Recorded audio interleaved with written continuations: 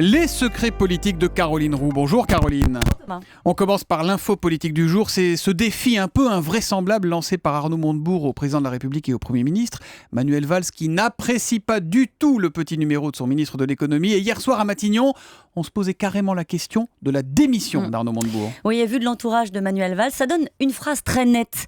Le Premier ministre est décidé à agir rapidement. Traduction d'un fidèle, il s'agit bien de trancher entre garder ou virer Montebourg. Le Premier ministre est en colère et ses proches, il ne faut pas être dupe Thomas, veulent faire passer le message. Comme le dit l'un d'eux, attention, le Cavaliero est monté dans les tours.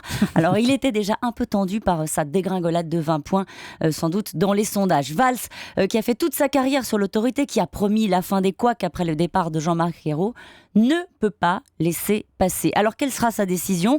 Dans sa garde rapprochée hier soir, certains plaidaient pour l'apaisement dans un climat tendu avec la majorité, avec une convocation du ministre frondeur. Pas besoin, me disait l'un d'eux, de déclencher la guerre thermonucléaire. D'autant qu'il faut se rappeler quand même que lorsque Jean-Marc Ayrault avait demandé la tête de Montebourg à François Hollande, c'était après ses déclarations sur Florange, je crois, c'est ça ? Oui, c'est ça. Eh ben, il ne l'avait pas obtenu. Oui, et pour des raisons politiques, et vous savez quoi Thomas, elles n'ont pas changé. Arnaud Montebourg a fait 17% à la primaire, c'est comme ça. Et chez Hollande, la tactique politique l'emporte souvent sur l'orgueil. Je vais vous le dire autrement. On a pris l'habitude à l'Élysée de se faire piétiner.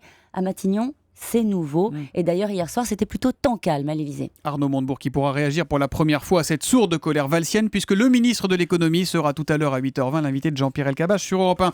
Dans la catégorie frondeur, je demande la fille. C'est la question du jour, Caroline.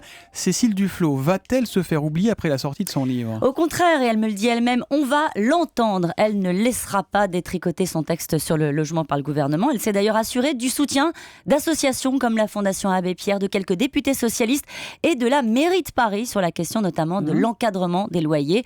L'ancienne ministre compte aussi sur sa copine Emma Cosse, la nouvelle patronne des Verts, c'est ça, pour faire applaudir sa loi logement lors de la rentrée des socialistes à La Rochelle le week-end prochain où elle est invitée. Ambiance. Et puis Caroline, on va en entendre parler. On va en entendre parler. La rentrée politique de François Fillon, c'est mercredi dans la Sarthe, une réunion studieuse et champêtre où l'ancien Premier ministre va devoir démontrer que l'entrée dans la course d'Alain Juppé à la primaire ne change rien à sa détermination. Ça grince à gauche chez les Verts, à droite, pas de doute, c'est la rentrée politique. Pour tout savoir, c'est simple, c'est tous les matins, c'est à 7h25. Les secrets politiques de Caroline Roux. À demain, Caroline. À demain.